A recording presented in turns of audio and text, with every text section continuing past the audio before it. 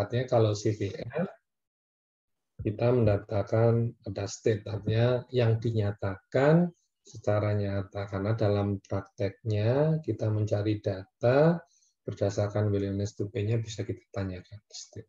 Nah, kalau yang satunya benar ya, CVM. Berarti travel cost method sama hedonist price itu bagian dari poin 5 ini bagian dari preferred traveler. Nah, pertanyaannya sekarang, kenapa kok dia masuk pendekatan yang preferred bukan state? Benar ya? Hedonist price ya sini pilihannya. Soal nomor ini. Ada yang bisa jawab? Silakan. Yang ini jawabannya hedonis ya. Jadi kalau di atas yang state adalah CVM. Mana dari metode ini yang berdasarkan revert preference? Nah, pilihannya hedonist price. Kenapa gitu?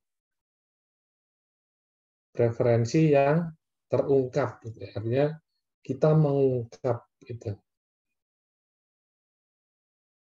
Izin Pak. Iya silakan.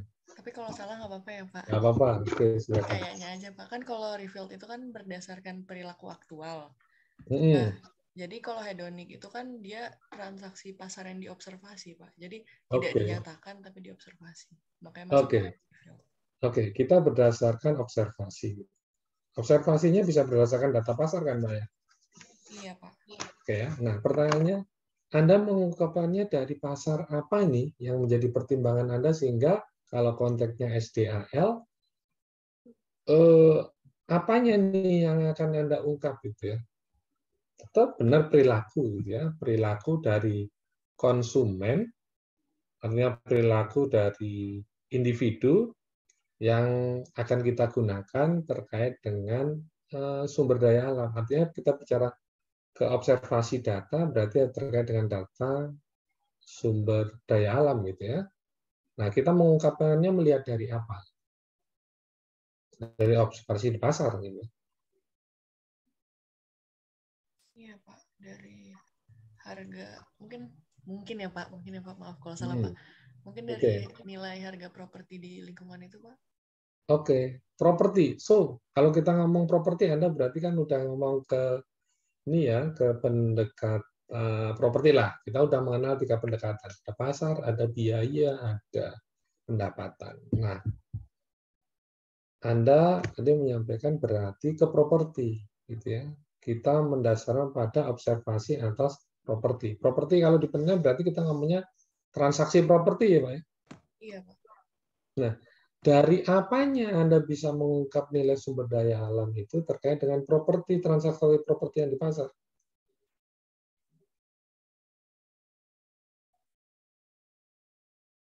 Dari kualitas lingkungannya, Pak. Oke, kualitas lingkungan. Dari kualitas lingkungan. Wujudnya apa aja, Mbak, misalnya? Udara yang bersih, terus alam yang indah, dan lain-lain, Pak. Alam yang indah. Oke. Nah, itulah yang disebut dengan karakteristik. Kalau kita belajar properti, maka kita mengenalnya dengan apa itu? Apa kayak itu?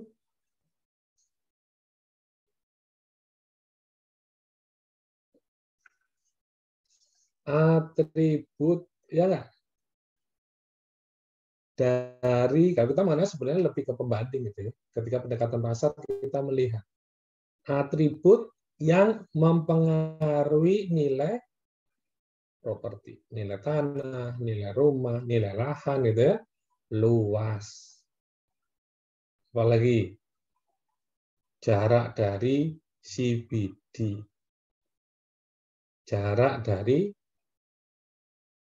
akses jalan raya, gitu ya, lebih tinggi atau lebih rendah atribut. Nah, artinya kita melihat lebih kepada atribut yang seringkali kalau kita praktek penilaian hanya pada atribut fisik. Nah, atribut yang non fisik, lingkungan, gitu ya. Jarang kali kita pertimbangkan. Walaupun sebenarnya kalau kita mau mempertimbangkan itu di dalam penilaian properti pun bisa. Cuma nanti kita harus mengetahui berapa sih pengaruhnya gitu ya. Kalau konteksnya nanti menjadi sebuah persamaan, maka itu menjadi pendekatannya adalah pendekatan penilaian massal. Tinggal masukkan aja ada persamaannya, kemudian kita akan memasukkan data-data properti yang kita miliki. Nah, jadi titik awalnya sebenarnya ini berawal dari pendekatan penilaian properti, yang kemudian kita masukkan faktor non-fisik yang terkait dengan lingkungan. Tadi sudah disebutkan oleh teman Anda, ada yang bicara tentang view, dekat dengan taman, gitu ya, dekat dengan daerah pantai, gitu ya, dekat dengan hutan. Nah itu kemudian kita akan ukur, gitu ya, satu jasa lingkungan. Gitu. Satu jasa lingkungan yang akan kita ukur dengan mendasar pada observasi substitusi yang paling mendekati apa? Biasanya ini kaitannya dengan penjualan rumah. Nah, di situ biasanya kalau bicara rumah bisa jadi gitu ya. Faktor lingkungan menjadi pertimbangan. Gitu ya. Anda mungkin ketika memilih membeli rumah dengan budget tertentu sebagai constraint Anda mencari yang dekat danau gitu ya. Walaupun kita bicara alam di sini bisa buatan, bisa yang dibuat oleh manusia, bisa yang memang nature. Nah, kita mengukur akhirnya berapa sih pengaruh atribut itu terhadap nilai rumah. Sehingga artinya apa? Secara harga dia punya dong, atribut itu mempunyai variabel nilai gitu ya, yang melekat dalam satu komposit barang. Namanya apa? Rumah.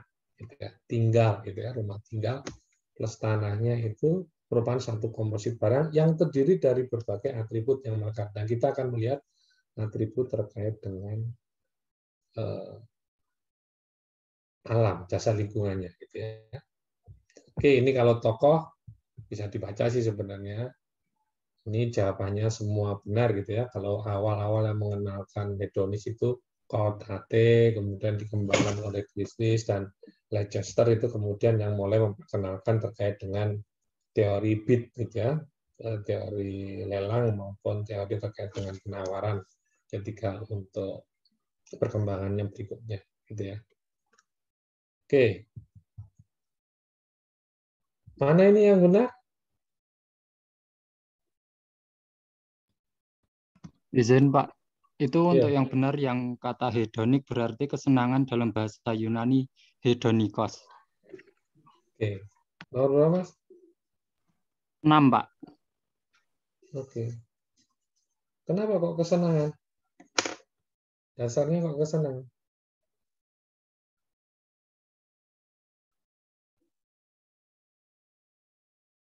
Mungkin dari kepuasan yang didapat dari atribut itu ya, Pak.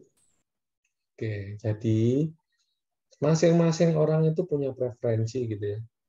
Preferensi itu wujud dari pilihan dia. Dia merasa senang atau merasa nyaman dengan memiliki sebuah properti dengan atribut tertentu gitu. Makanya kita mendasarkan pada preferensi terkait atribut yang dirasakan disenangi gitu ya. Orang akan merasa nyaman ketika memiliki itu. Nah, atribut apa yang kita kembangkan adalah konteksnya karena kami nilai SDA adalah terkait dengan alam.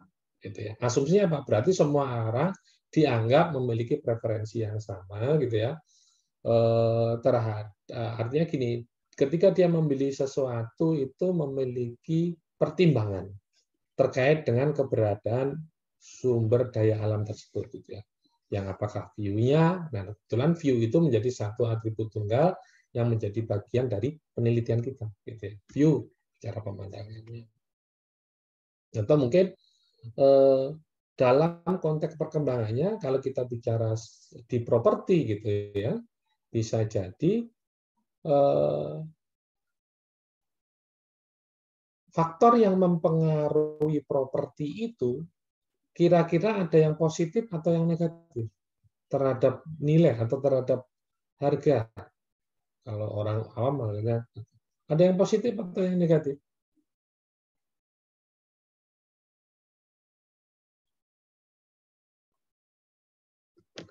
Berpengaruh positif atau negatif terhadap harga. Kira-kira ada yang positif?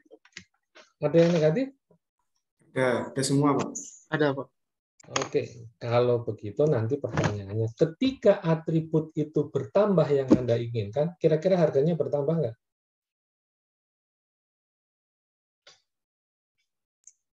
Bertambah, Pak. Bertambah. Oke, kuncinya itu dulu ya. Nanti ada pertanyaan yang terkait dengan itu.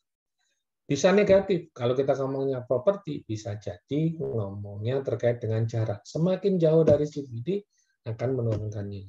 Tapi kalau kita terkait dengan jasa lingkungan, bisa jadi yang positif itu terkait dengan view, udara sejuk. Tapi kalau terkait dengan yang negatif, istilahnya kalau di properti seringkali kita ngomongnya pada eksternalitas negatif.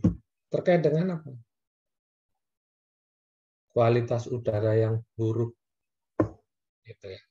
Kualitas udara yang buruk karena dekat apa? Pabrik, polusi, alamnya menjadi polusi. Itu ya. Itu bisa. Kalau di properti mungkin banyak lagi gitu ya. Bisa melihat eksternal negatif itu terkait apa? Jarak dekat dengan rel kereta api. Begitu juga di SDAL gitu ya. Bisa positif, bisa negatif. Nah, yang negatif untuk apa? Bisa jadi menjadi pertimbangan kebijakan pemerintah terkait dengan apa? Pengenaan pajak kalau dia terkait dengan polusi. Maka penentuan pajaknya gimana? Bisa menentukan cost. Nah, sebenarnya cost itu dasarnya pada apa? Value atas eksternalitas negatif tadi. Gitu ya. Oke, ini benar. Awalnya konsep ini sebenarnya pada properti gitu ya. Hedonis itu pada properti, teori ekonominya kita bicara permintaan, nanti ada hubungannya terkait dengan perubahan harga dengan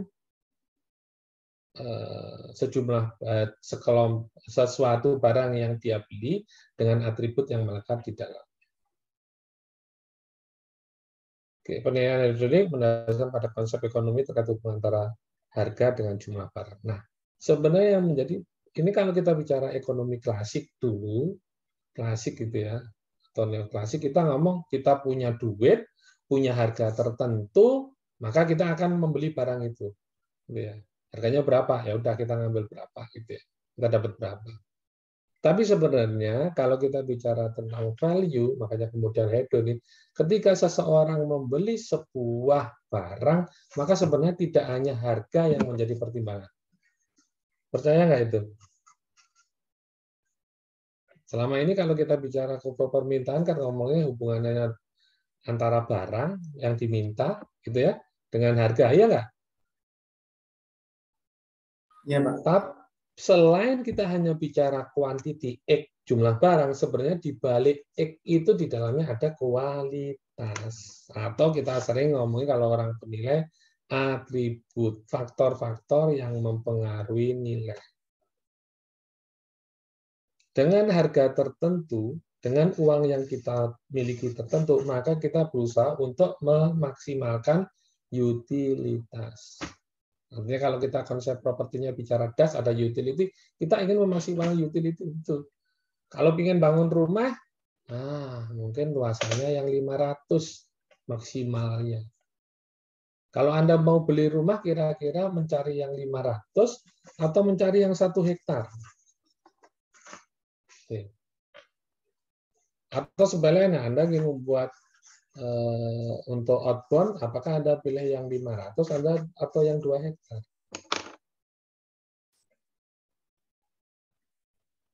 Oke ya, jadi kita tidak hanya mendasar pada hubungan antara barang, harga barang dengan jumlah barang yang terjadi. Tetapi ketika kita bicara fungsi persamaan terkait dengan hedonis, maka sebenarnya kita bicara antara hubungannya harga dengan karakteristik yang melekat di harga itu. Artinya apa? Ketika kita menginginkan tambahan kualitas, karakteristik atas barang itu, harganya meningkat nggak?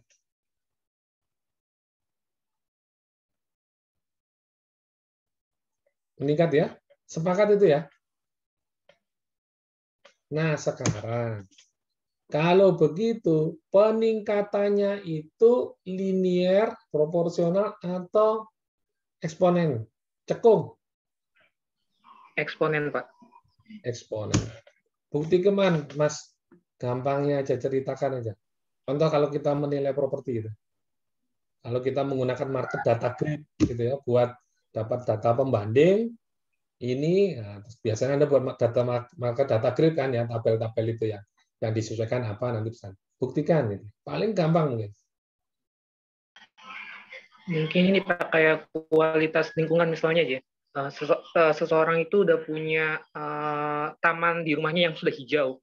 Nah ternyata di lingkungan tersebut ada ada taman umum gitu Pak. Nah otomatis kan karena kita udah punya taman, dengan adanya taman umum yang ada di sekitar lingkungan rumah kita itu, mungkin kita tetap merasakan kesejahteraan, akan tapi kesejahteraan tersebut tidak terlalu besar gitu Pak.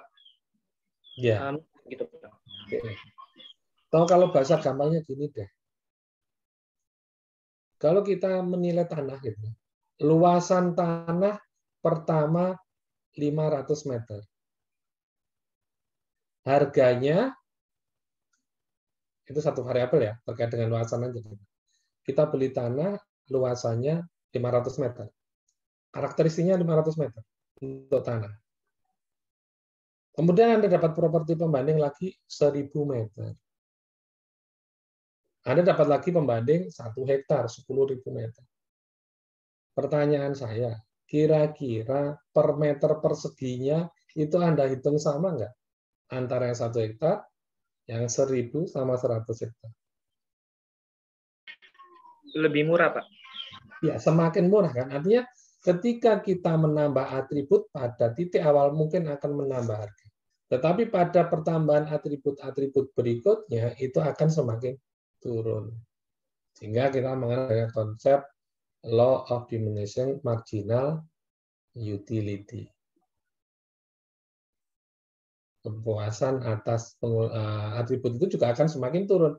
Artinya harga pun juga akan, pengorbanannya juga akan menjadi turun. Oke, sampai sini dipahami ya. Nah, ini artinya harga. Berarti kalau gitu, yang kita bayarkan dengan semakin bertambahnya atribut, kira-kira nanti semakin meningkat proporsional bentuk linear atau cekung?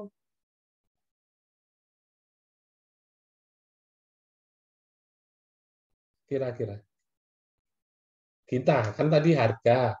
Sekarang kita yang beli, berarti kita juga akan mengikuti kurva hedoniknya terkait dengan berapa yang kita bayar terkait dengan penambahan karakteristik. Tentunya juga akan sama kan? Semakin menurun dengan peningkatan. Makanya ada di konsep kalau bicara tadi ada marginal price, perubahan harga terhadap penambahan. Setiap perubahan harga dikaitkan dengan perubahan pertambahan karakteristik, begitu juga pengorbanan kita dari sisi pembeli pun juga akan begitu. Berapa yang harus kita bayarkan per satuan penambahan atribut itu juga akan semakin menurun. Yang lebih dikenal dengan implicit, gitu ya, implicit price. Gitu. Nah, itu yang menjadi konsep di kita di penilaian STIL dengan hedonic price. Nah, jadi ini jawabannya yang mana?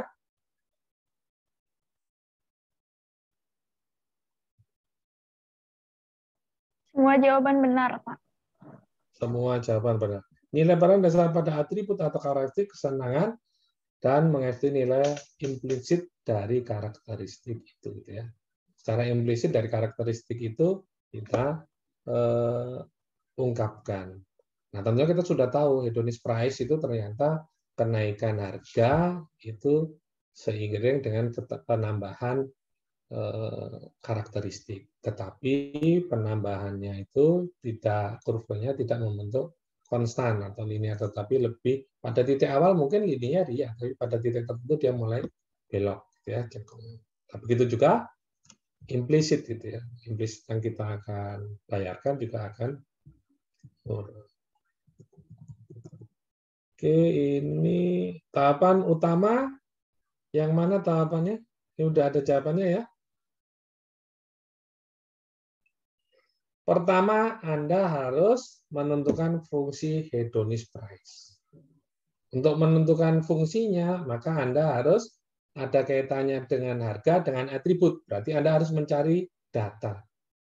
Data apa? Data harga dan data atribut atau karakteristik atau amenities itu ya. Salah satunya di situ ada karakteristik berupa lingkungan. Oke.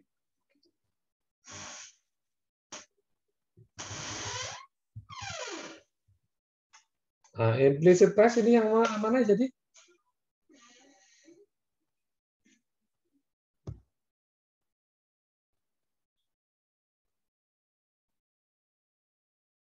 Tambahan harga yang dibayarkan ya. Karena implisit itu melihat dari individu yang membeli.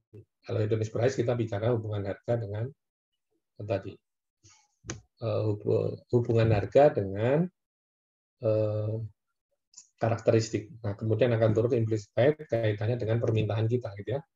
Permintaan pembeli terkait dengan hubungan harga dengan karakteristik itu tapi dari sisi permintaan.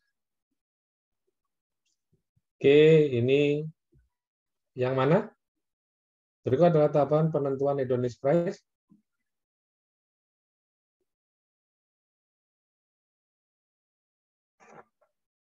Yang atas, Pak. Oke, dapat model ya, berdasarkan data yang sudah ada. Sehingga apa? Kalau kita menentukan model, berarti kita buat sebuah persamaan, yaitu menjadi pengetahuan statistika menjadi penting, gitu ya. Uji OLS ordinary least square gitu menjadi penting, artinya tidak ada heteroskedastis gitu ya. Tidak ada multikolonialitas, nah, seperti itu menjadi pertimbangan sebenarnya kalau kita benar-benar nanti mau melakukan penilaian ini. Gitu ya. Manakah dari pernyataan yang sesuai dengan konsep HP? Berbentuk eksponen ya. Oke. Marginal tadi ngomongin apa?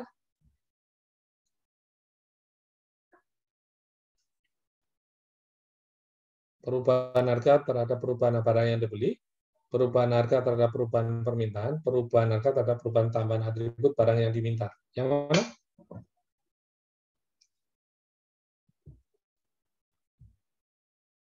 Yang mana? Yang ketiga, Pak. Ya, kita ngomongin ini. Ini fungsi hedonis price itu di sini persamaannya mendasarkan pada ini. Kurvanya mendasarkan pada ini. Ini sudut pandangnya gimana? Mempertimbangkan satu area homogen yang bisa dipertimbangkan dalam single market. Rumah dikelola dalam satu karakteristik tunggal dari lingkungan.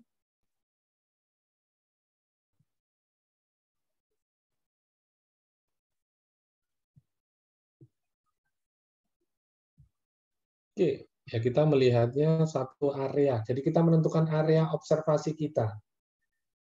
Apa? Bisa jadi perumahan. Perumahan yang mana? Oh, yang dekat dengan pantai. Karena kita memang melihat pengaruh pantai terhadap harga rumah. Gitu ya. Sehingga kita bisa memisahkan, menentukan berapa pantai, nilai pantai. Gitu ya. Atau keterkaitan dengan yang view-nya ke danau, efek dari nilai danau. Gitu ya. Rumah dikelola dalam satu karakteristik tunggal dari lingkungan. Jadi kita sudah homogen dalam satu rumah, kemudian kita memilih satu klaster perumahan, kemudian kita menentukan itu ya. Kita menentukan menentukan atribut terkait sumber daya alam yang akan kita tinjau. Persamaannya yang mana ini? Yang kedua ya, Pak. Yang kedua, intinya yang kedua atau pertama sama aja gitu ya. Yang satu dirinci, yang ini. Artinya tergantung variabel yang kita ada yang pakai X1, X2, X3, gitu, tergantung pengamatan sampai Xn. Mau ambil satu-satu yang boleh. Tapi kuncinya, apakah variabel itu merupakan variabel yang perlu dipertimbangkan dalam model. Gitu ya. Sebenarnya kalau bicara statistik, modelnya sudah fit atau belum. Sehingga nanti ketika kita melihat hasil R-square-nya, kalau di bukunya Pak ini ya, Jati R-square-nya itu mampu menjelaskan nggak variabel itu terkait dengan harganya. Gitu. Aturan sih tinggi, sehingga memang variabel-variabel ini mampu menjelaskan perubahan pada harga. Oke, itu gambaran singkat. Nah, sekarang kita akan bahas apa yang menjadi PPT hari ini, gitu ya.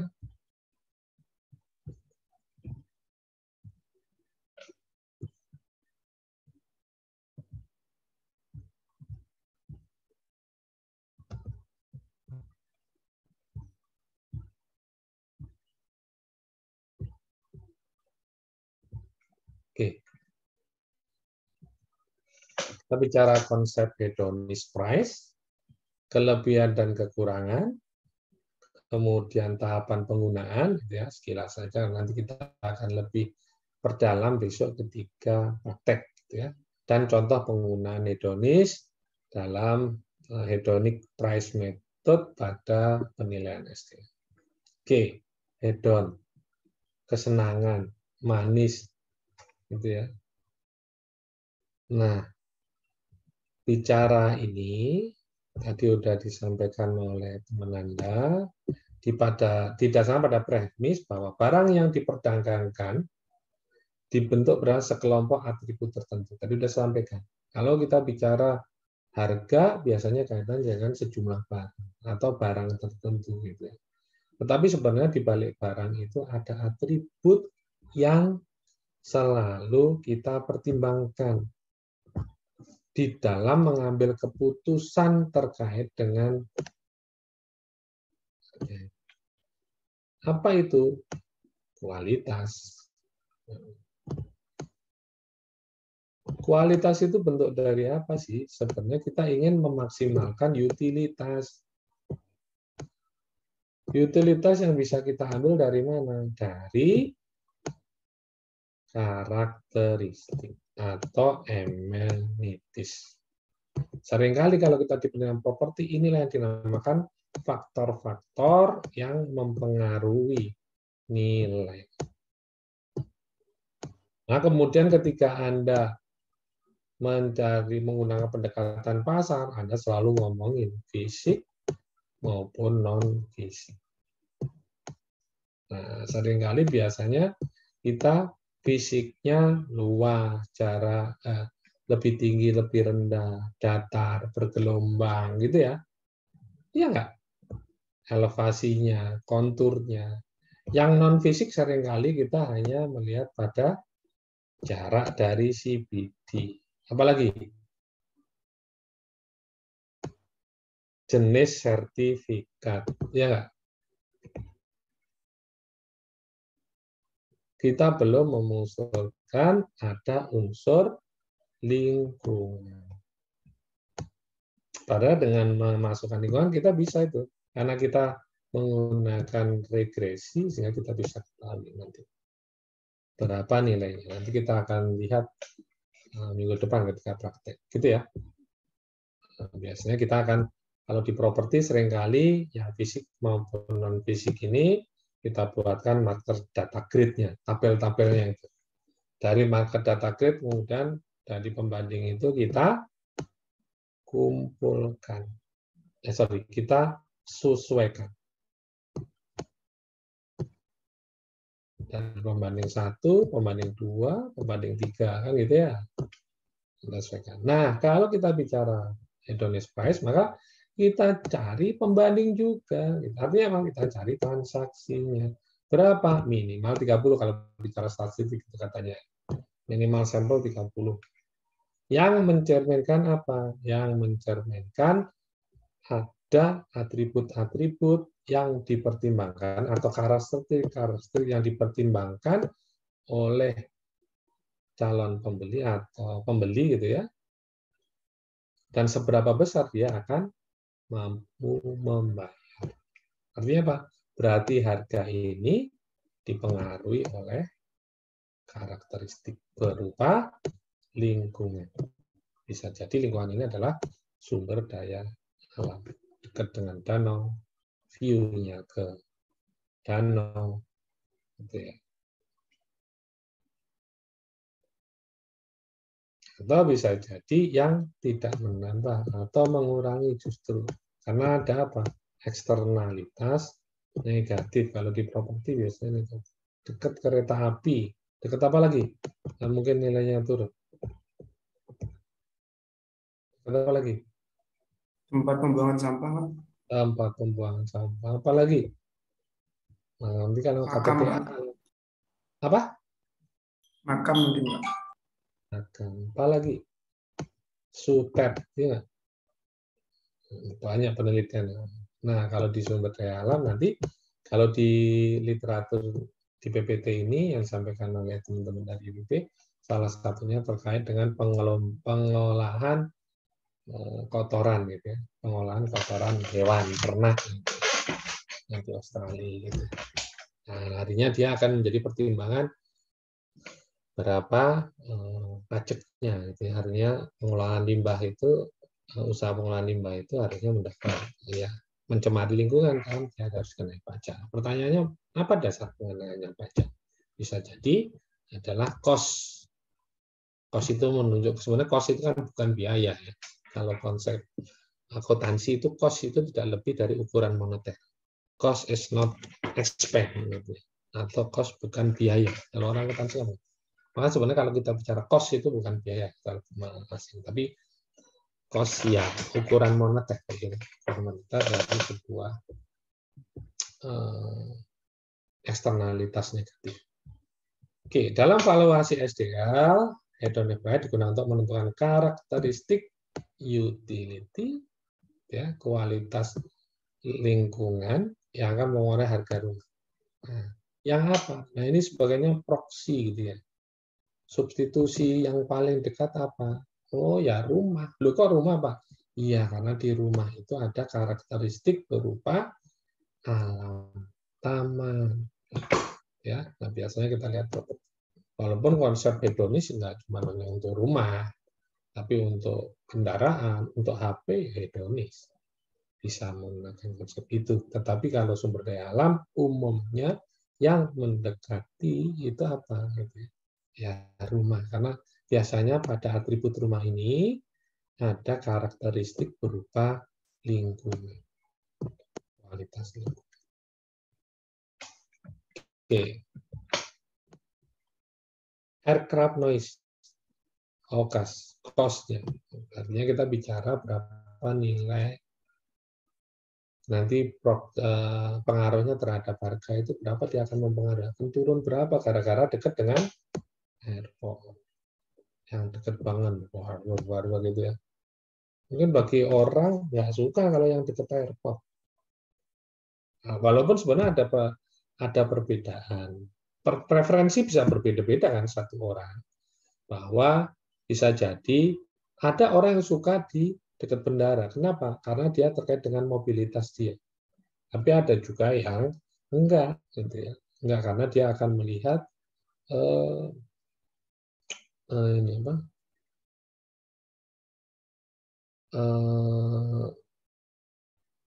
Pengen nyaman, tidak gaduh, tidak bising, gitu ya. Nah, artinya apa? Kita dalam pandangan ini semua itu mempunyai preferensi yang sama, terhadap bandara. Gitu ya. Artinya nanti data statistik yang akan ngomong. Secara umum, secara teori biasanya kalau airport itu memiliki kaitannya dengan polusi suara. Ini terkait dengan kotoran ya, kotoran binatang. Ya. How much is cost of odor from animal waste for processing facilities gitu ya. Ya, fasilitas pengelolaan kotoran. Di jurnal yang dicontohkan di sini ini ngomonginnya nih. Kaitannya dengan kebijakan pengenaan pajak. Pajaknya berapa? Dasarnya adalah cost. Cost atas apa? Sebenarnya kita bicara cost ini. Dekat tempat pembuangan sampah, teman-teman. How much the benefit gained? Berapa manfaat yang akan diperoleh dari peningkatan 10% lahan, pohon gitu ya, artinya yang menutupi daerah urban. Gitu ya. Daerah perkotaan. Artinya kalau ada taman, semakin luas tamannya, semakin banyak populasi pohonnya, nah itu dari sisi lingkungan. Termasuk di salah satu jurnal yang ditampilkan di sini adalah terkait dengan urban wetland, daerah lahan basah gitu ya. Terkait dengan kedekatan dengan lahan basah itu, karena lahan basah itu juga terkait dengan ketersediaan air tanah gitu. Ini pengaruh amenities itu, atribut itu terhadap harga tentunya. Oke. Berapa nilainya dari apa? Jasa lingkungan gitu ya. Atau sumber daya alam dengan menggunakan informasi berupa market price sebagai close substitusi. Substitusinya kemana nih? Yang paling mendekati gitu. Kalau bicara substitusi kan harusnya mirip dan sebanding gitu ya. Ya kalau ini susah. Kenapa? Kita bicaranya bukan pada market price. Gitu ya. Sebenarnya ini bicara market price bukan. Karena nggak ada pasarnya. Tetapi kemudian kita dekati dengan substitusinya yang mendasarkan pada harga pasaran dari substitusi itu. Cuman nanti kita akan melihat lebih dalam terkait dengan karakteristik lingkungannya. Ya. Nah, property price ini sebagai proxy dari ini. Ya kan? Nah, kalau kita menilai biasanya harga properti fungsi dari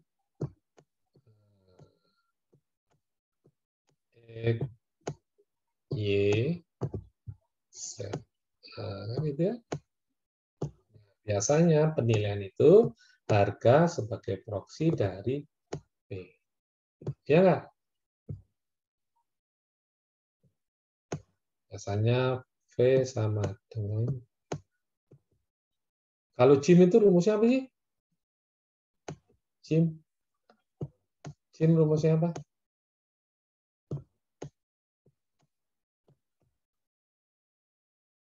Harga jual kan ya?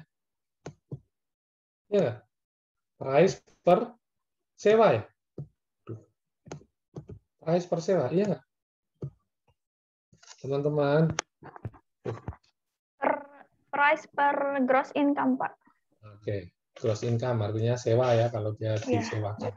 Gross income, oke. Price-nya ini apa? Kadang kita nggak punya data price, bisa diganti dengan apa? RCN. Nah, itu aja sendiri pakai DBKP atau DKPP. Jadi value. Gitu. Ini bukti aja bahwa sebenarnya value itu proxy dari harga itu proxy dari value. Jadi menghitung Jim itu tidak harus menggunakan price. Price artinya transaksi, tapi Anda menggunakan menentukan price-nya dari RCN ya, value juga bisa. Oke, itu ya. Oke, sampai sini bisa diikuti. Paham?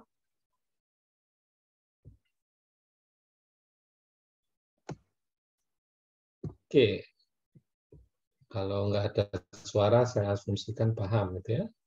Asumsi yang digunakan dalam APN, individu membeli, gitu ya, atau menerima properti. Nah, tadi kan substitusi yang paling mendekati, gitu ya, sebagai satu kesatuan atribut dari karakteristik lingkungan yang terdapat di sekitar properti. Oke, sehingga kita akan melihat nanti HPM ini merupakan metode untuk menentukan nilai kenyamanan, gitu ya, dari atribut tersebut. Nah, atributnya apa? Macam-macam. Nah, salah satunya terkait dengan lingkungan.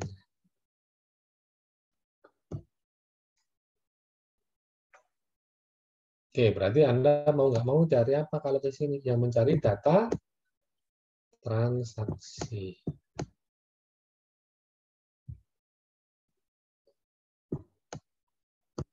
Oke, data transaksi.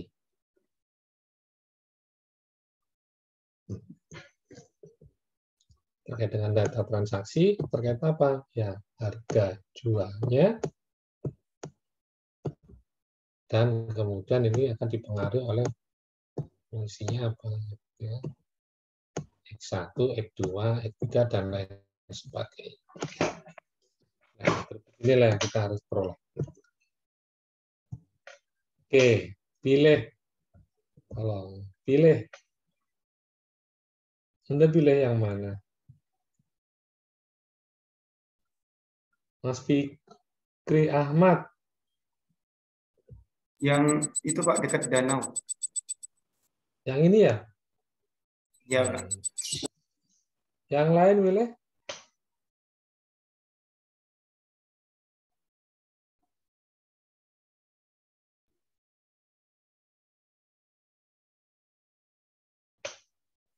Yang lain milih?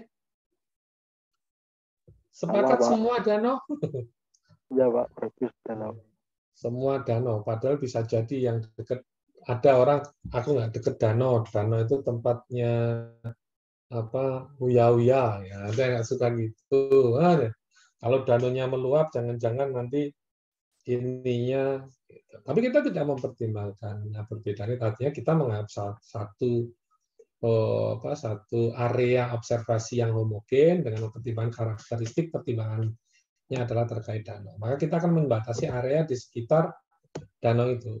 Mungkin di sekitar danau ini ada satu klaster yang dikembangkan, di sebelah sini juga ada satu klaster yang dikembangkan, satu klaster dikembangkan, satu klaster dikembangkan ya dalam batas area yang tertentu, sehingga kita akan menentukan, nanti bisa tahu premiumnya, jarak premium yang seberapa gitu. Sehingga ketika semakin berkurang jaraknya terhadap danau, pengaruh harganya semakin meningkat atau semakin turun? Semakin meningkat atau semakin turun?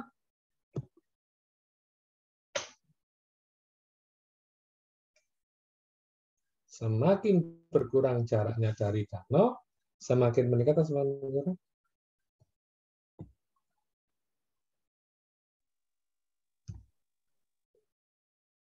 Ya, kalau kita bicara atribut danau merupakan bagian dari jasa lingkungan yang bersifat positif, gitu ya.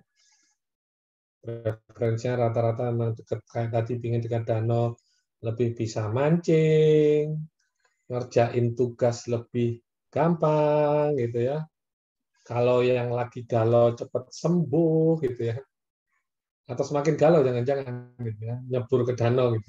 Takutnya artinya kalau seperti yang sifatnya menambah positif, ya dia akan menambah. Semakin berkurang jaraknya dengan ke danau, maka akan meningkatkan price.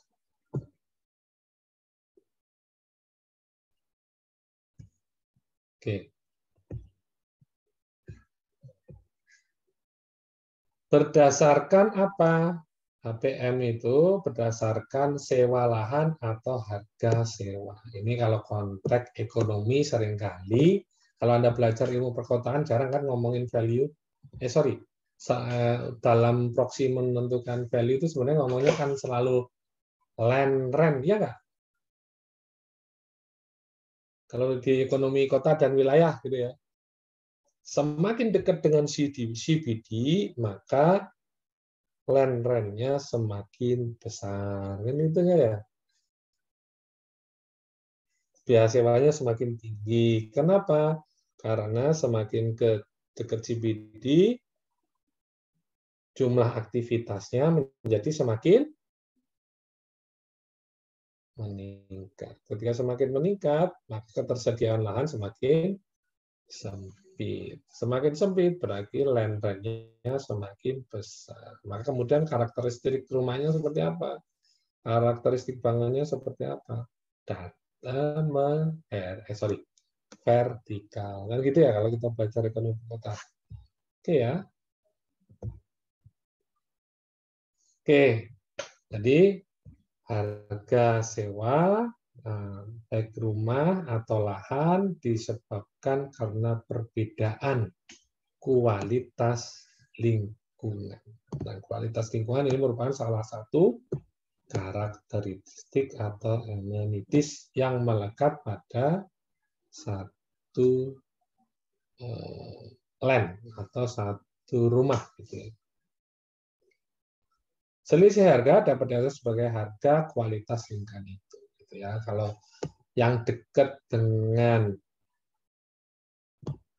taman harganya 125,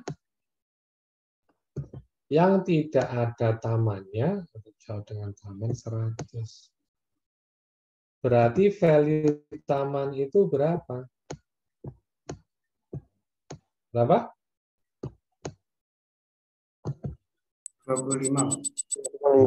25. Sehingga perbedaan selisih itulah bisa dianggap sebagai harga dari atau value dari sumber daya alam.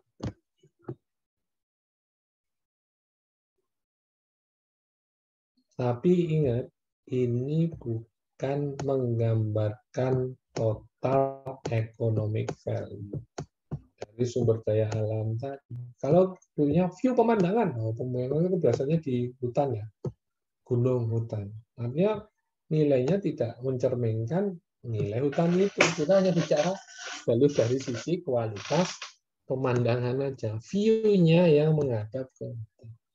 Oke, jadi kita hanya melihat pada satu karakteristik tunggal dengan menggunakan hedonic price method ini.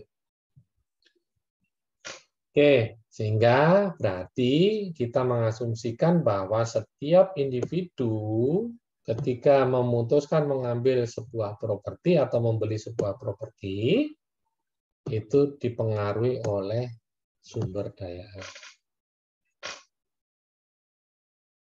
Asumsinya apa? Nah, karena kita bicara value, berarti semakin meningkat tadi, harganya semakin bertambah, seiring bertambahnya kualitas atribut lingkungan yang diinginkan. Gitu ya, berarti kita menambahnya positif. Individu akan membayar lebih untuk rumah dengan kualitas lingkungan yang lebih baik. Maksudnya gitu. Asumsinya begitu. Maka villa mahal.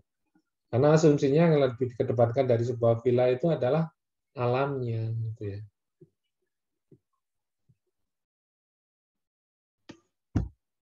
Walaupun bisa jadi dengan kualitas yang sama, luasan yang sama, tapi dibandingkan dengan di CBD, mungkin mahal di CBD, gitu bisa jadi. Gitu ya. Tapi kita tidak mempertimbangkan itu, kata lebih melihat yang pada atribut berupa alam. Nah, kita berusaha mengungkap referen perilaku konsumen, perilaku individu terkait dengan permintaan dia, hubungannya dengan harga, dengan melihat pada atribut-atribut yang dimiliki dari sumber daya alam itu. Oke. Harganya harga tersirat, implicit price. Tadi sudah sampaikan. Yang diturunkan dari mana implicit price ini sebenarnya dari marginal price. Tadi kenaikan harga karena pertambahan kualitas. Dia bentuknya segini. Artinya apa? Kalau kita bicara kurva permintaan kan biasa gini ya. Nanti akan juga mengikuti arah ini. Semakin bertambah price-nya, gitu ya, atribut yang ini, maka tingkat pengorbanan atau tingkat bayar yang dilakukan oleh individu juga akan seiring dengan peningkatan kualitas juga akan semakin turun. Oke, enggak apa? Hubungannya tadi apa? Price. Oke. Dengan karakteristik lingkungan.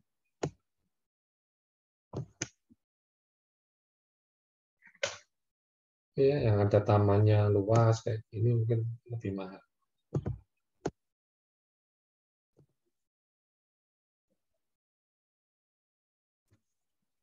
Oke, sudah saya sampaikan tadi ada marginal price. Ya, ada marginal. Fungsi hedonis price menjelaskan faktor yang mempengaruhi harga lahan dengan rumah. Oke, sudah saya jelaskan faktor-faktornya yang mempengaruhi. Di awal ya, tadi ya, ada yang terkait dengan fisik,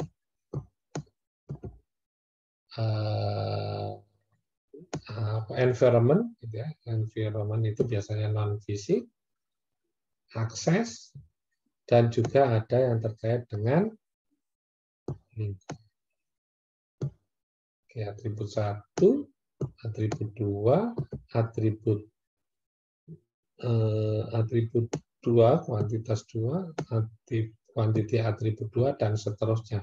Sebanyak data observasi. Nah, dari sekian data itu mana? Nah, nanti biasanya kita bicaranya model. Kita mau buat model. Nah, yang paling nilai dari atribut itu tadi ya disebut tersebut atau lingkungan tadi dikenal juga dengan sebutan implicit price. Kalau ini dari sisi harga meningkat itu karena pertambahan ini. Bagaimana dengan implicit price?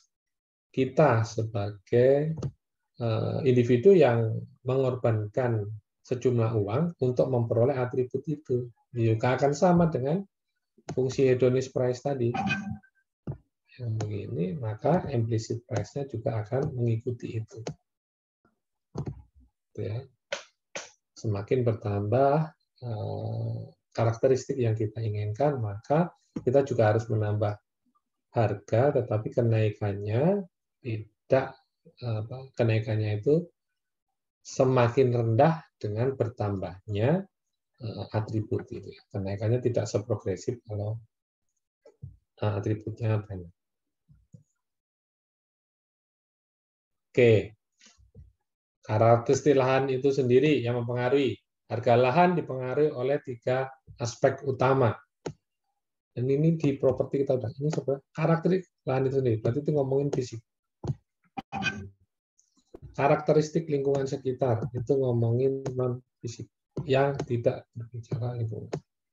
Nih, luas lahan, luas bangunan, status lahan, akses ke jalan utama, akses sekolah. Data pembanding bukan ini? Data pembanding bukan? Iya, Pak. Ya. Dan kita biasanya sesuaikan nih. Nah, tambahin aja sekarang kualitas udara. Gimana? Oh, berarti terkait dengan yang dekat dengan hutan, ya, dekat dengan taman. Kualitas air, ya, yang tidak ada limbah. Polusi berarti tidak dekat pabrik, tidak dekat rel kereta api, tidak dekat dengan sampah. Gitu. Jadi sebenarnya terkait dengan kualitas udara, gitu ya, kualitas udara dan bagian dari ruang terbuka hijau, aman, itu semua menjadi karakteristik. Nah, kita akan melihat satu variabel mungkin apa? Kualitas terkait dengan taman. Maka selisih harga antara yang memiliki atribut taman dengan yang hanya memiliki atribut ini, itulah merupakan yang tersirat dari nilai taman.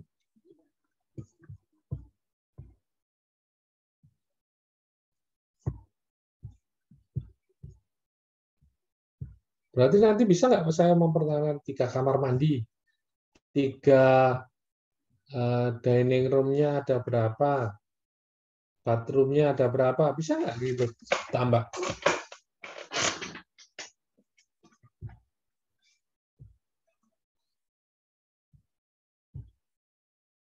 Bisa nggak? Ayo, bisa nggak? Bisa, Pak. Itu masuknya harusnya karakteristik rumah, ya. Bisa, gitu ya. Tinggal nanti modalnya itu sebenarnya dia masuk nggak di situ. Kalau udah fix masuk, itu ya, berdasarkan uji masuk, ya udah Anda masuk saja. Tapi kita nanti akan fokus pada kualitas udaranya saja, atau kita fokus pada nilai dari taman, gitu ya.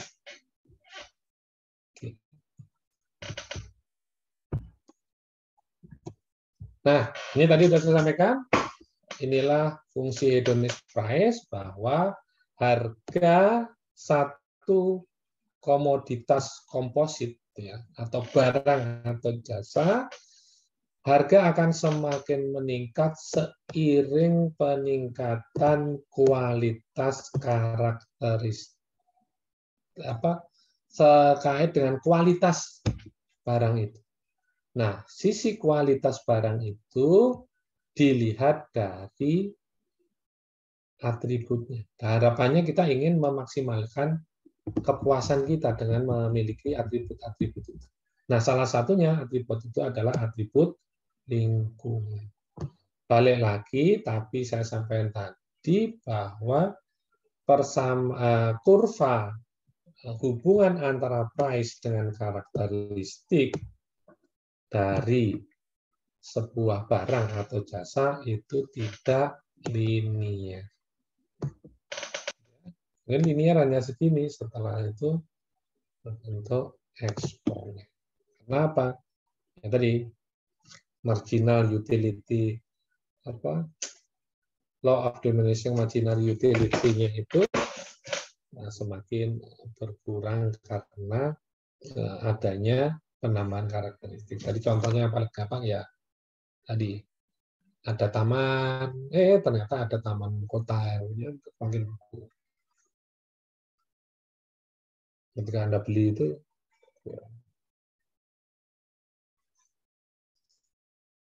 ya. Jadi dia tidak konstan. Di mana penambahan amenity 1 pada awalnya akan meningkat harga tanah, tetapi laju penambahan harga akan semakin turun dengan menambahnya amenity itu. Ya, paling gampang karakteristik yang ingin kita maksimalkan untuk apa? Untuk rumah apa? Luasnya 500, sudah ngomongin luas aja dulu 500. Ketika 500 kemudian ya Anda dapat yang 1000, dapat yang 1 hektar, tentu Anda nggak mau. Tetap dihitung ketika beli 1 hektar, tetap dihargai 100 per meter persegi, ya enggak. Gitu ya. Ya mau mestinya. Karena ya tadi kualitas atau kita ingin memaksimalkan dari utility itu untuk perumahan ya tidak seoptimal kalau kita memiliki untuk rentang perumahan mungkin sampai 1000 meter persegi. Oke ya. Kenapa? Bagi rumah taman yang sudah luas, kalau kita bicara taman, maka akan menambah ekstra taman per meter persegi, maka akan meningkatkan sedikit saja pada harga.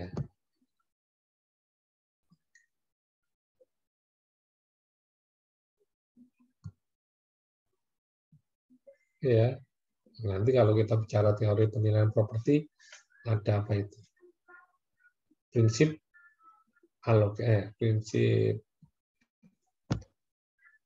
prinsip allocation. Ada berapa prinsip di penilaian properti? 10? Ayo, udah mulai lulus.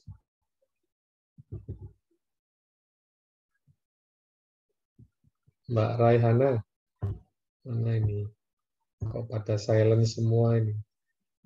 Pada off cam. Mana yang lain?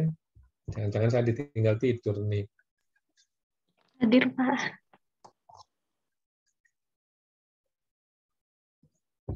Ya. Nah, ini kaitannya dengan explicit price gitu ya. Nanti kita akan menggunakan ini untuk menentukan nilainya gitu ya. Menunjukkan tambahan harga yang harus dibayarkan individu gitu ya, terkait dengan tambahan karakteristik yang diinginkan. Tadi sudah disampaikan ketika bicara hedonic price kurvanya semakin meningkat karakteristiknya, maka harganya juga semakin naik. Tapi kenaikannya tidak konstan. Begitu juga kita yang membeli gitu ya, dari sisi yang individu yang ada individu 1, individu 2, dan individu 3 yang hanya mempertimbangkan karakteristiknya ini saja, ada yang karakteristiknya ini saja, ada yang individu ketiga, karakteristiknya yang diinginkan semakin banyak, tetapi pertambahan biayanya juga semakin rendah seiring dengan kurva ini, kurva marginal price-nya. Ini marginal price, ngomongin marginal price, ini ngomongin implicit price. Oke ya. Price-nya, estimation-nya of non-marginal ada faktor-faktor yang mempengaruhi tadi, gitu ya. Nah, tentunya bicara maksimalisasi utilitas, kita bisa mampu membeli ini dengan harga segini, dengan karakteristik segini, sangat dipengaruhi oleh budget Anda. Gitu. Tentunya Anda ingin memaksimalkan uang Anda untuk mendapatkan utilitas yang optimal. Gitu ya. Oke, kita lihat yang bawah nih.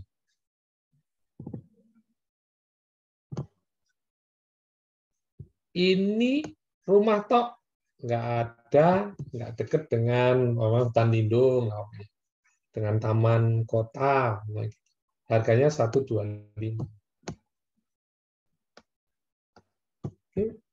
Yang ini ada atau dekat dengan taman kota, harganya 150. Apa yang membedakan selisih di sini? Yang menjadikan selisih apa?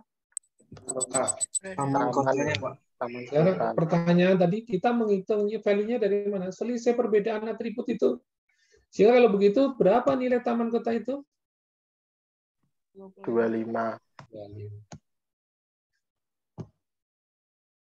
Oke. Ya. Ini ada satu komplek perumahan yang menjadi objek observasi Anda. Kemudian dia dekat dengan akses transportasi. Biasanya semakin dekat dengan jalur transportasi lebih mahal. Biasanya Anda masuk aksesibilitas, gitu ya nggak? Kalau di penilaian, ya nggak? Ya, Pak. Aksesibilitasnya diukur dari apa? Lebar jalan, jumlah kendaraan, jenis kendaraan yang lewat. Ada kendaraan umum, ada kereta, ibaratnya gitu ya. Kendaraan umum bisa mikrolet, angkot, bisa bis, bisa busway. Semakin bagus, maka aksesnya semakin bagus. Nah, ini juga ada taman. Nah, ini 125. Ini ada pabrik, ada akses jalan sama, ada taman sama, karakteristik rumahnya sama, ada 6 jendela, ada cerobong asap, warnanya sama, pintunya dicat hijau, pakai kaca apa ini, riben kalau saya bahasanya, saya itu riben, itu nggak kelihatan tapi dari dalam bisa. Di sini 125, di sini 100. Lebih rendah berapa? 25.000, Pak. 25. Lebih rendah 25.000. Ini menunjukkan minus 25 ini menunjukkan apa? Kira-kira? Itu harga karena dekat dengan pabrik itu, Pak. Iya. Kualitas udaranya mungkin buruk karena atribut pabrik. Artinya kalau saya bilang eksternalitas positif, eksternalitas negatif, itu bisa juga dari sumber terkait dengan lingkungan, gitu ya. Oke, jadi nilai moneter terkait atribut lingkungan dapat diestimasi dengan membandingkan harga rumah dengan perbedaan atribut yang melingkupinya. Di sekitarnya ada apa? Yang kalau kita bicara faktor alam, ya ini. Nah, kalau ini beda ya, 100, 125. Sehingga ada ini. Tapi kok lebih tinggi? Oh, berarti ini yang mempengaruhi apa? Ya, kita bicara kualitas udara, bisa jadi. Oke, yuk.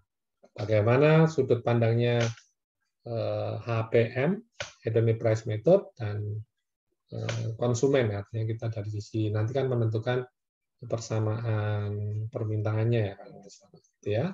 Sehingga dalam ini mempertimbangkan suatu area, tadi sudah sampaikan, observasinya Anda tentukan, area yang homogen, artinya kalau kita bicara harga rumah dipengaruhi oleh karakteristik lingkungan, maka kita akan melihat area perumahan. Ya, harusnya mungkin kalau bisa, seberapa jauh ini representatif, ya kalau dekat dengan hutan atau pegunungan, maka ada villa gitu ya. Mungkin kita akan melihat ke klaster area itu. Dengan single market dari sudut pandang misal perumahan. Setiap rumah dikelola dalam satu karakteristik tunggal, set misalnya kualitas udara. Artinya karakteristik lingkungan yang dipertimbangkan kaitannya dengan satu kualitas udara. Ya, alam yang dipertimbangkan di situ di gunung, namanya penekannya kepada kualitas udara, bukan pada view-nya. Gitu ya. Di sini kita tertarik untuk mengetahui hubungan antara sudah jelas P, tadi kurva APM tadi kan, kurva APM hubungannya antara harga dengan karakteristik lingkungan itu. Oke, karena kita bicara adalah fungsi permintaan, itu kurva permintaannya, maka kita juga akan bicara terkait dengan equilibrium, ada informasi lain terkait dengan informasi suplai. Gitu. Karena suplai dan demand, itulah yang menjadi terbentuknya harga. Itu terbentuknya harga, itu interaksi antara suplai dan demand. Oke. Tadi saya sampaikan konsumen membeli suatu barang, gitu ya, komoditas komposit yang menjadi satu kesatuan dengan atributnya. Dengan anggaran yang dia miliki, dia berusaha atau pendapat yang dimiliki, ya, sebagai konsennya dia berusaha untuk memaksimalkan utilitas diri. Utilitasnya dari mana? Kita melihat dari atribut yang melekat. Ya, jelas kan, utilitas kita maksimalkan. Kalau Anda dengan 2 segitu, pengennya apa? Kalau rumah ya buat tanah paling tidak minimal berapa? Dekat dengan apa? Gitu. dekat, sudah luasnya. Paling artinya kalau kita bicara dulu di indifferent curve, kalau kita hanya bicara law of diminishing marginal utility, kita kan hanya ngomongin dengan pengorbanan tertentu, dengan harga tertentu yang kita korbankan, maka tingkat kepuasannya akan semakin subur, kita ada perubahan itu. Tetapi sebenarnya dari prinsip kita itu ingin mengoptimalkan kepuasan kita, maka ada muncul indifferent curve gitu ya.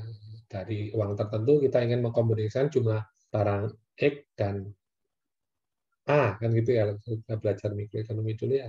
Nah, kalau di sini kita akan bicara dengan pendapatan tertentu, kita ingin memiliki sebuah barang X, gitu ya, kita ingin memaksimalkan utilitas, gitu ya, dengan melihat pada melihat pada karakteristik Z-nya ini. Ya. Sehingga persamaannya inilah yang dinamakan model. Kita menentukan model pada tahap pertama, model hedonic price. Dipengaruhi oleh apa? Bisa terkait dengan fisik atau lahan kalau di properti, bisa terkait dengan lingkungan sekitar, atau kalau kita bicara fasum fasos di sini kalau di properti ya, dan kualitas set yang menjadi observasi kita berupa lingkungan atau alam. Oke, sampai sini ada pertanyaan? Gantian dong. Atau sudah paham? Waduh, bertanya dulu lah. Izin bertanya, Pak. Silakan, Pak. Nomor berapa, Pak? Absen 2, Pak. 2. Oke, monggo. Yang tadi itu kan, Pak, ada perbandingan yang perumahan yang dekat dengan pabrik sama yang enggak, ya kan, Pak? Iya, betul. Nah, terus yang marginal harganya itu merupakan nilai dari eksternalitas dari asapnya atau nilai dari tamannya, Pak? Yang mana? Ini? Oke. Iya, yang ada, Pak. Pertanyaannya kan, bukan pertanyaannya. Yang kita tentukan kan value itu bisa kita dasarkan pada perbedaan atribut. Iya nggak tadi? Iya, perbedaan Pak. atribut ya? Nah, perbedaan atribut konsen kita terkait dengan lingkungan, kan gitu ya? Alam ini artinya Iya, Pak. lingkungan. Gitu ya. Nah, pertanyaannya, kalau di sini berarti yang berbeda di mana, Pak? Yang ini ya, Pak, pertanyaannya kan yang di atas ya? Ya kan? Oh. Saya hilang dulu. Bedanya di mana?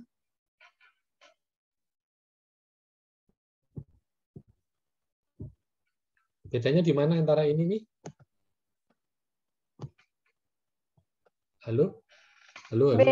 Bedanya yang satu dekat pabrik, yang satu enggak, Pak. Nah, berarti yang menjadikan perbedaan harga adalah terkait dengan pabrik, kan? Iya.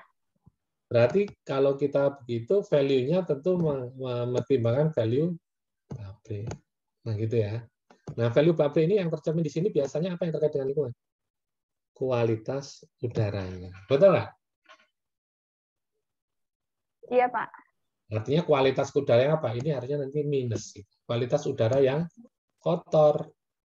Nah, artinya value harganya ini biasanya nanti ada satu jurnal yang jadi contoh di sini itu juga terkait dengan lingkungan yang buruk. Sehingga apa? Pengelolaan terkait dengan lingkungan yang buruk oleh penyebab mungkin pabriknya ini, dia harusnya dikenain pajak. Nah, pertanyaan bis pajaknya itu apa? Dasar pengenaan pajaknya bisa jadi karena kerusakan lingkungan berupa polusi ini. Yang kita kalau secara nilai itu value-nya lebih rendah 25. Bisa dipahami itu, Pak? Bisa, Pak. Oke. Jadi balik lagi kalau kita bicara faktor yang mempengaruhi nilai, ketika kita menggunakan konsep hedonic pricing, maka seringkali penelitiannya macam-macam nih. Faktor apa? Eksternalitas positif maupun eksternalitas negatif. Artinya kalau proporsional positif itu akan menambah harga atau menambah value, kalau eksternalitas negatif akan mengurangi harga. Nah, umumnya kalau di properti ini nanti bisa jadi positif itu dekat dengan alam, dekat dengan pemandangan, dekat dengan danau. Ya. Nah, kalau di sini kaitannya dengan apa? Dekat dengan tadi pembuangan sampah, dekat dengan sutet, dekat dengan rel kereta api, gitu ya, dekat dengan pabrik. Nah, apa? Nah, artinya kalau kita balik ke lingkungan, maka atribut mana yang merepresentasikan lingkungan? Sehingga apa? Gini. Oh, kaitan dengan udara. Kalau di sini karena ada pabrik, ya eksternalitasnya negatif. Kalau yang di sini menjadi eksternal positif karena apa?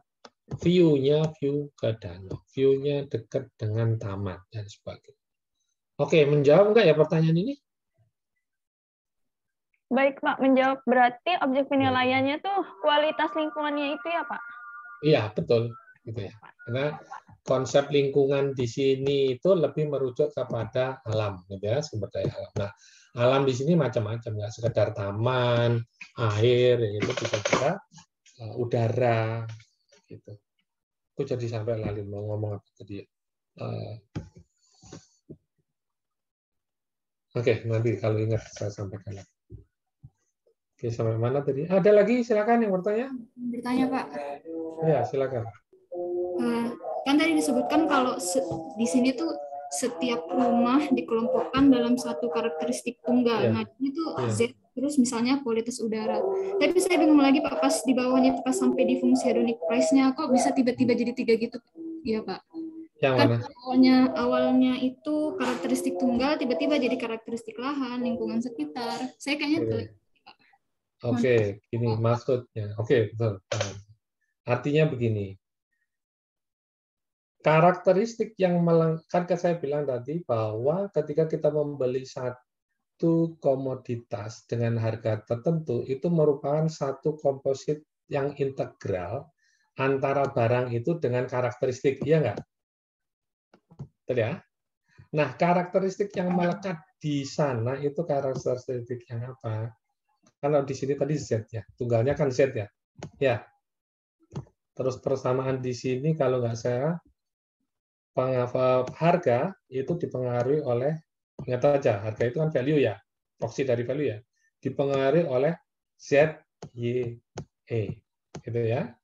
Apa ini? Tadi udah saya jelaskan, ini terkait dengan fisik, ini terkait dengan fasum, kalau ini terkait dengan alam. Oke ya. Yang dinotasikan di sini XYZ, sorry, ini Z ya, tunggal udara gitu ya. Oke. Sehingga dalam persamaan kita ingin menilai apa sih? Nah, kalau yang saya pahami, maka kita akan melihat sebenarnya pada satu kualitas ini, tunggal. Nanti kita akan konsen kemana sih sebenarnya? Gitu. Artinya apa? Sebenarnya kalau bicara faktor yang mempengaruhi harga itu ya banyak. Alam itu juga banyak. Tapi dalam penelitian kita, gitu ya, penentuan value, kita akan fokus kemana nih yang ini? Kualitas udaranya kah? View pemandangannya kah? Itu. Jadi pertemuan Indonesia itu menunjukkan bahwa keterkaitan antara harga dengan atribut. Atributnya ya banyak. Cuman nanti ketika kita akan melakukan penelitian, kita akan melihat pada atribut mana nih terkait dengan lingkungan yang akan kita jadikan fokus untuk ditentukan nilainya. Kayak di sini ada kualitas udara.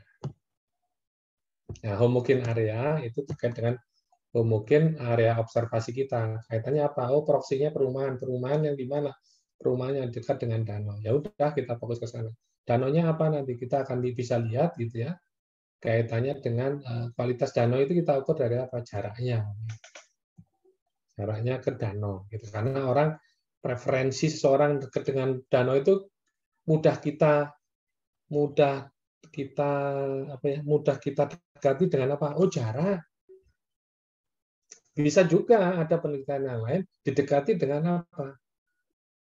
yang dekat dengan danau, satu yang tidak dekat dengan yang view-nya ke danau, satu yang tidak mau ke danau, 0. Nanti kan pakai teknik statistik tersendiri ketika menggunakan angka dummy 1 sama 0. Tapi intinya apa? Sama, hanya melihat pada view ke danau. Gitu. Paham, Mbak? Bisa dipahami ini? Iya, Pak. Makasih, Gitu. Pak. Ada lagi? Izin bertanya, Pak. Yeah. Melanjut pertanyaan Alvira tadi, jadi sebenarnya HPM ini bisa dipakai untuk menghitung perubahan lingkungan ya, Pak? Misalnya dampak perubahan lingkungan akibat dibangunnya pabrik X di lingkungan Y gitu. Oke, kalau analisa dampak efek itu dia pakai pengaruh nggak? Sebentar, secara statistik dengan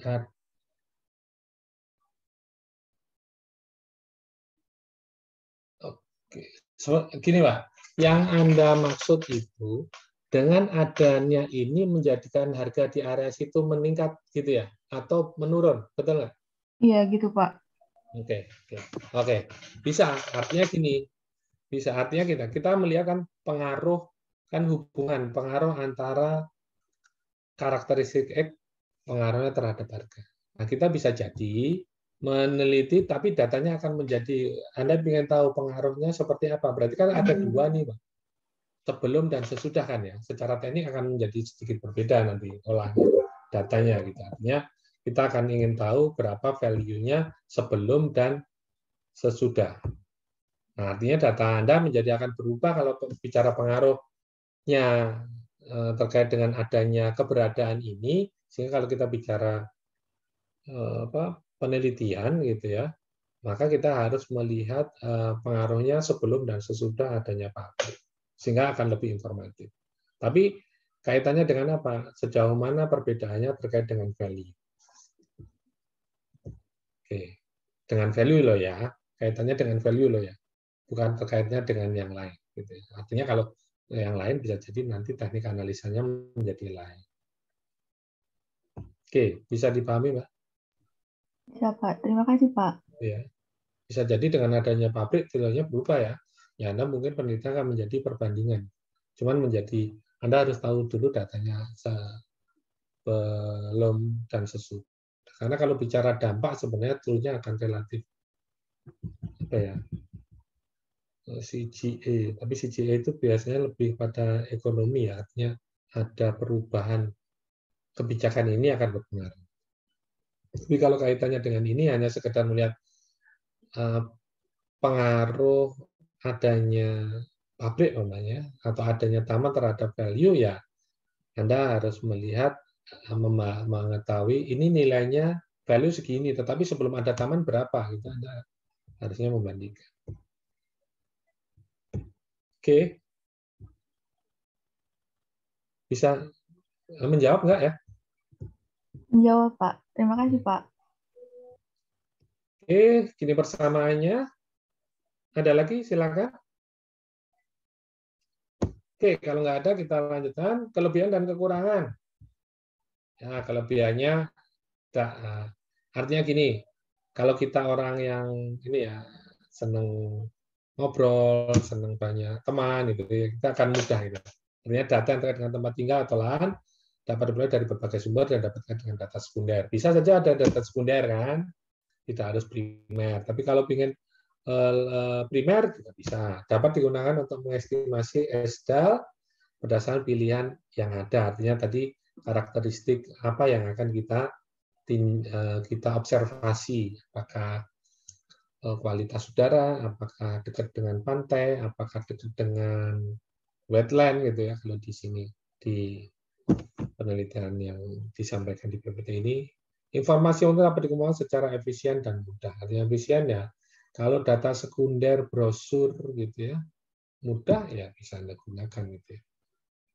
Karena kaitannya kan cuma harga sama karakteristik gitu ya. Tapi ya seharusnya menggunakan harga transaksi gitu ya. Menggunakan harga transaksi ya ada jual beli.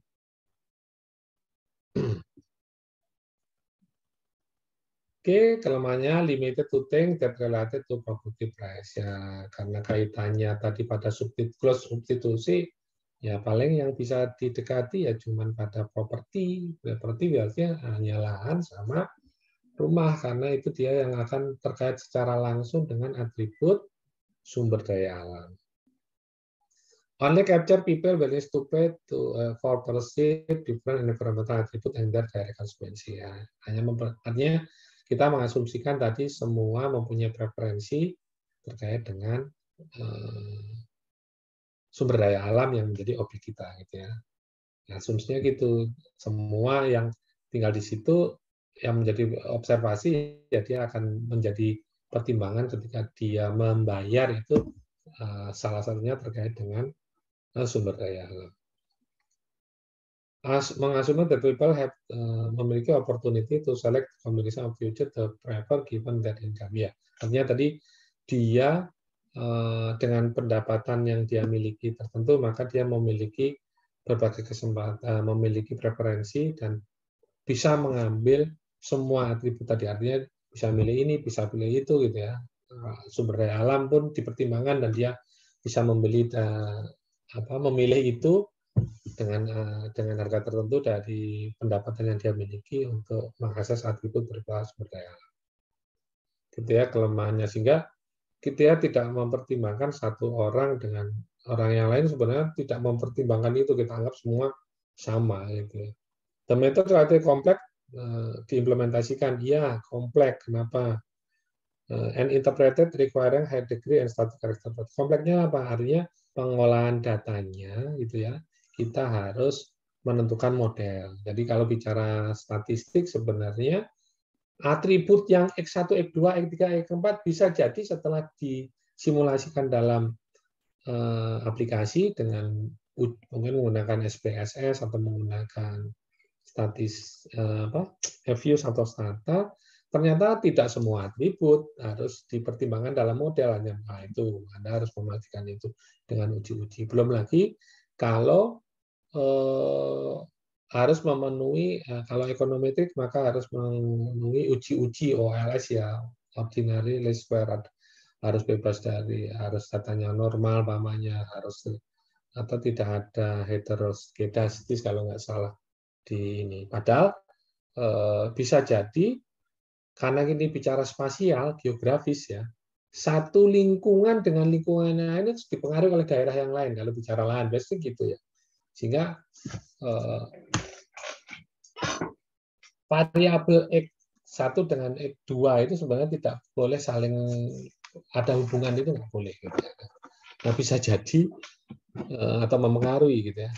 Padahal kalau kita bicara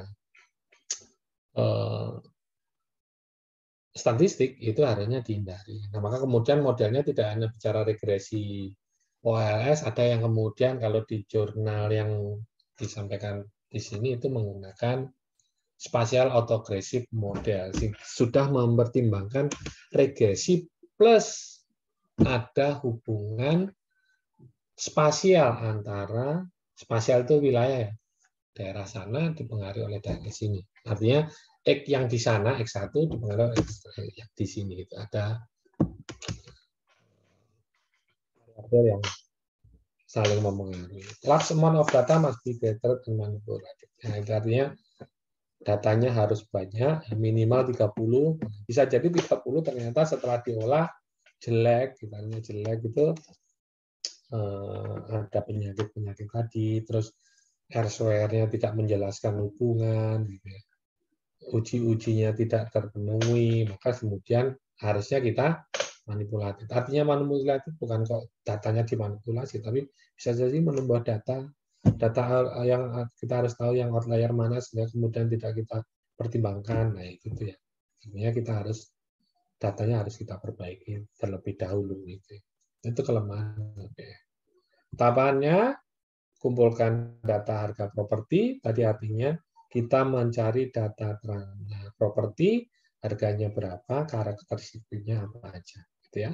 Kemudian membuat fungsi harga properti tadi yang hedonist price, kemudian dari hedonist price kita turunkan menjadi implicit marginal price ya untuk mendapatkan fungsi implicit price, dan terakhir kita hitung surplus konsumen. Dan nanti akan kita bahas lebih lanjut di minggu depan. Oke. Asumsi yang digunakan perfect information, semua orang tahu tentang kualitas fungsi hedonis price, artinya karakteristik itu tahu semua gitu. Menjelaskan karakteristik, dia beli rumah itu karakternya apa tahu, dan relasi sana terkait dengan sumber daya alam, jadi dia juga tahu atribut itu. Buyer can purchase whatever combination of characteristics desired, sehingga mereka dan kemudian mereka asumsinya itu tadi bisa mengkombinasikan untuk memaksimalkan utilities gitu ya. Ada bedroom, ada jumlah kamar mandi dan lain sebagainya.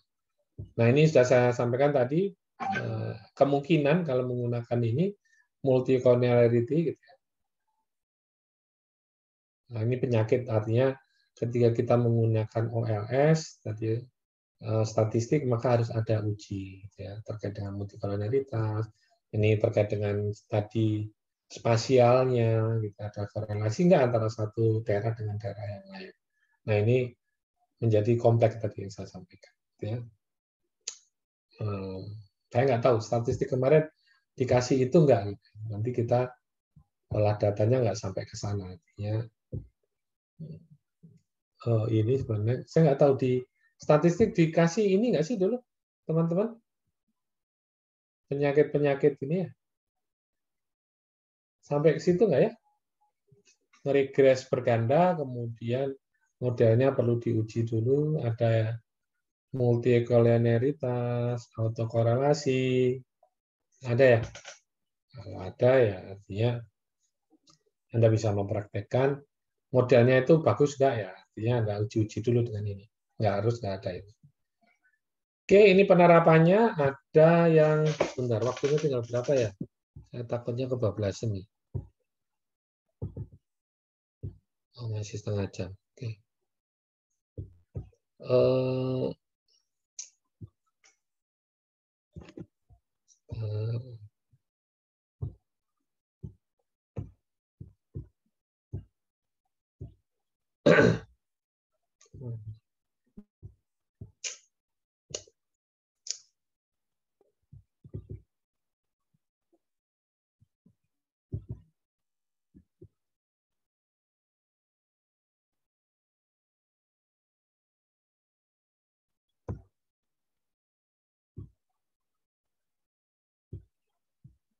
Wah, bukti dulu ya, biasanya Pak.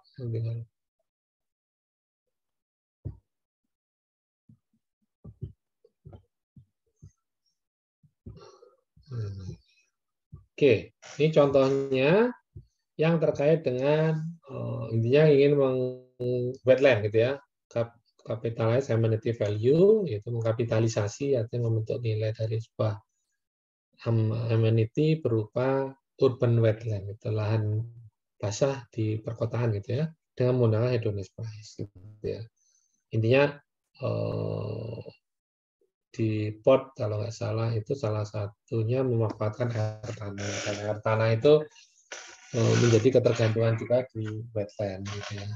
Lahan basahnya juga mempengaruhi itu, sehingga karena kondisi iklim, terus kemudian ini apa, konsumsi terkait dengan ekstraksi air tanahnya besar itu, sehingga mengakibatkan kerusakan, gitu, kekhawatiran kerusakan pada wetland. Kemudian perlu tindakan konservasi, gitu ya. Artinya kalau pemahaman konservasi seberapa besar sih perlunya konservasi, ya bisa dipahami jika kita memahami nilainya, kan salah satunya gitu. Maka kemudian menanyakan what is the economic value of the urban wetland. Jadi kita ingin mengetahui nilai dari lahan basah di daerah port gitu ya. Oke, metodologinya dia menggunakan di sini pendekatannya dia lebih proksinya ke distance, jarak gitu ya. Yang dekat dengan wetland property. Nah, asumsinya gini, karena wetland itu penting gitu ya bagi konservasi dan masyarakat menyadari itu, maka proksi untuk mengukur berapa nilainya itu dia atributnya digunakan adalah jarak dengan wetland, kedekatan dengan wetland. Kemudian dia memasukkan geospasial di situ, gitu ya, terkait dengan ada elevasi, ada sekolah dan segalanya. Kemudian menggunakan hedonic price, gitu. Nanti silakan Anda download, saya sudah download, gitu ya. Ada dia bisa di-download, Anda baca. Nah ini areanya dia buat, yang area arsiran itu adalah area observasi, gitu ya, area observasi. Kemudian ini nggak begitu nampak, tapi seingat saya dan di jurnal aslinya itu adalah area wetland dan area perumahan, gitu ya. Ada beberapa, ada yang saya lupa ini yang di arsir sama yang titik arsir atau apa ya ini ya. Ini artinya ada perbedaan antara wetland dengan area perumahan yang menjadi observasi, gitu ya. Nah, maka dalam satu area maka diukur dari kedekatan itu, gitu ya. Oke, intinya hasilnya seperti ini. Price marginal implicitnya adalah minus 420, gitu ya, minus 420, kaitannya evaluated average distance 943. Nah, artinya jarak premium itu ya, itu 943, semakin dekat, gitu ya, maksimal 1 km lah, 1,7 beberapa, itu dia merupakan bagian premium. Semakin dekat, maka nilainya akan semakin meningkat, 42,20 dolar. Semakin dekat, gitu ya. Nah, semakin jauh ya akan semakin berkurang. Oke, gitu ya. Untuk fungsional, jarak lahan basah mempengaruhi harga jual dalam zona premium membentang 1 sampai 1,7 km dari tepi lahan basah. Jadi daerah premium itu yang terpengaruh dengan wetland itu adalah di area 1,7 km dari wetland. Pengurangan jarak dari lahan basah seperti 1 km akan meningkatkan harga properti 42,40 US dollar, gitu ya. Semakin dekat, gitu ya. Tadi kan minus, berarti semakin jauh juga dia akan turun, gitu. Nilainya akan semakin turun. Keberadaan tambahan lahan basah yang mempengaruhi dalam jarak dekat dengan akan meningkatkan harga jual 6976. Itu secara keseluruhan nanti harganya. Ya, karena ada variabel lain kan, X1, X2, gitu ya. Oke, yang kedua ini bicara terkait dengan hedonis, diterapkan untuk menilai noise, gangguan, odor. Odor itu apa? Odor kotoran ya. Using valve measurement, case study, animal waste processing facilities and blender, gitu ya. Ada fasilitas itu, gitu ya. Odor nuisance, reduce welfare, gitu ya. Kesejahteraan Anda berkurang karena apa? Karena bau, gitu ya. Bau, odor itu bau ya. Limit outdoor activities, ya udah membatasi Anda beraktivitas di luar karena bau, gitu ya. Close windows, selalu menutup pintu. Impair human health, mengakibatkan ini ya, kesehatan berkurang, gitu ya. Need regulation, environment tech, but how much, gitu. Nah, artinya kita akan melihat dari sisi negatifnya berarti, gitu ya. Oke. How much is the external cost, gitu ya. External cost, kalau kayak tadi external cost terkait dengan pabrik, gitu ya. Ini yang disebabkan oleh odor bau from animal waste processing facilities in blender. Nah, gitu ya. Mungkin ada pabrik biogas, gitu ya, menyebut tadi sampah binatang, gitu. Mungkin itu pengaruh. Sehingga harusnya dikenai pajak nih, gitu, karena sudah mengurangi itu dasarnya. Oke, metodologinya menggunakan hedonic price, dan dia sudah masukkan yang regresi standar, gitu, regresi berganda, gitu ya, dengan OLS, dan sudah masukkan spatial autogressive, karena memang ada keterbatasan kalau tidak mempertimbangkan menggunakan ini spatial autogressive. Kalau nggak salah tadi autokorelasi ya, satu daerah dengan daerah yang lain. Oke, gitu ya. Nah, hasilnya seperti ini, nanti silakan Anda baca. Totalnya seperti ini rata-ratanya. The overall external cost of the odor exposure is approximately berapa euro, ini 31 million yang dikapitalisasi dari cost value. Jadi kita tetap menggunakan area house pricing gitu, atau harga rumah gitu ya, yang menjadi observasi kita yang dekat dengan tempat pengolahan tadi, sampah binatang yang menimbulkan bau. Oke, ini tugas kelompok, ini ada di ini PPT-nya ada kayak gini gitu ya, saya rubah aja. Juga dikerjakan kelompok 5-6 orang, contoh kasus yang dibahas atau di sumber artinya ini untuk memahami Anda. Artinya sebenarnya kalau menggunakan hedonist price itu gitu ya, terkait dengan kualitas lingkungan itu apakah hanya sekedar yang terkait dengan bahasa saya eksternalitas positif itu. Bisa juga yang untuk negatif ya. Silakan Anda cari ya nanti besok presentasi sebentar gitu ya. Sebelum kita praktekkan atau kita praktek dulu baru nanti mempresentasikan. Harapannya Anda semakin paham penggunaan hedonist price dalam menentukan value gitu ya terkait dengan kualitas lingkungan. Artinya bicara kualitas bisa kualitas baik, bisa kualitas buruk. Enggak selalu kalau value itu kita ngomongnya semakin ini semakin nilai tinggi value-nya, kan enggak juga. Semakin jauh dengan CBD semakin turun nilainya. Nah, berapa nilai berapa pengaruh atau berapa rupiah moneter value-nya berkurang ketika dia semakin jauh dari CBD kan gitu. Terkait dengan jarak. Oke, diskusikan, kemudian ya paling 2 halaman aja cukup ya. 4 dikumpulkan maksimal Senin 18 sampai 22. Ini kelompok, yang individu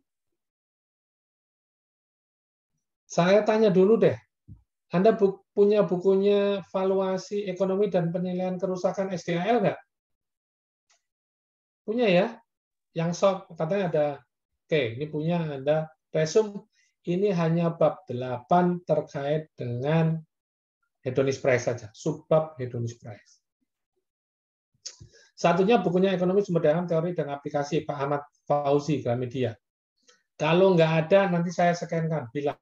Kalau nggak ada, nanti di WA Group tolong sampaikan, karena di situ ada satu chapter yang membahas terkait dengan teori valuasi, dan di dalamnya ada teori hedonist price, pembahasan hedonist price. Dan ini saling melengkapi antara bukunya Pak, dua-duanya bukunya Pak Ahmad Fauzi, tetapi duanya itu saling melengkapi gitu ya. Kalau ini lebih teknik ke valuasi ekonominya semua, kalau ini terkait dengan ekonomi sumber daya alam, dan valuasi itu menjadi bagian chapter dari ekonomi sumber daya alam. Oke, gitu ya. Oke, nanti ini saya share biar tahu bedanya. Oke, ada pertanyaan? Kayaknya udah habis deh. Izin bertanya, Pak, untuk tugas kelompok. Ya. Untuk tugas kelompok, pembagian kelompoknya bagaimana ya, Pak? Oke, saya serahkan ke kalian nanti ketua kelas mau urut absen, mau cari sendiri, silahkan, gitu ya. Baik, Nah, Pak. saya harap sih tidak ada free rider, karena ini jurnal biasanya nanti ada yang bagi aja, mana yang bagian latar belakang, mana yang bagian metodologi, paling intinya kan gitu ya, latar belakangnya seperti apa, kemudian terkait dengan teori yang digunakan, itu ada landasan teorinya, studi literatur, artinya dia, terus kemudian metodenya seperti apa, hedonist price metodenya seperti apa, artinya dia menggunakan model hedonist price yang autograsif, artinya nambah pengetahuan, artinya banyak kalau bicara metode hedonist price, kemudian aplikasi penerapannya banyak kan, dan menggunakan tool yang berbeda-beda pula, atribut yang dipertimbangkan berbeda, kemudian modelnya juga berbeda, metodologi ada yang menggunakan LLS aja, ada yang menggunakan dengan mempertimbangkan atribut spasial gitu ya. Nah, bisa jadi menambah, bisa jadi saya nggak tahu gitu metode itu, bisa tahu Anda dari Anda gitu ya. Kita memperkaya pengetahuan terkait dengan metode ini. Oke, bebas ya kelompoknya. Lalu untuk submit tugas kelompok itu perwakilan aja atau semua anggota kelompok? Nanti perwakilan aja. Kalau kelompok saya di kelas-kelas sebelumnya semester lalu selalu perwakilan. Selama di situ ditulis ya. Ditulis nama anggotanya dan kontribusi kelompoknya itu untuk bagian apa. Ya. Baik, Pak. Oh iya, Pak, izin konfirmasi juga. Untuk tugas individu itu deadline-nya tanggal 12 April malam ini, Pak. Ini nggak ada buku ya kalian ya? Yang atas nggak ada ya? Iya, Pak, nggak ada. Ini enaknya tanggal berapa kesepakatannya ya? Senin belajar depan. mandiri. Senin depan juga? Oke, Senin depan ya. 18 April ya. 18. Oke, ini sebenarnya materi terkait dengan hedonic price. Hedonic. Oke. Supaya Anda nggak mengandalkan pada PPT aja gitu ya, karena itu kesalahan menjelaskan semua. Tapi harapannya apa yang saya sampaikan itu substansinya dapat dan Anda perdalam dengan membaca, kemudian Anda buat resume dan juga Anda mencari jurnal. Nah, minggu depan kita akan praktek gitu ya. Kalau bisa juga akan ada tugas lagi data untuk olah hedonic price. Oke, sampai sini ada pertanyaan? Oke, kalau nggak ada saya lelang. 1, 2, 3. Oke, ketok ya. Nggak ada pertanyaan. Terima kasih perhatiannya. Selamat sore, selamat belajar. Salam sehat. Assalamualaikum warahmatullahi wabarakatuh.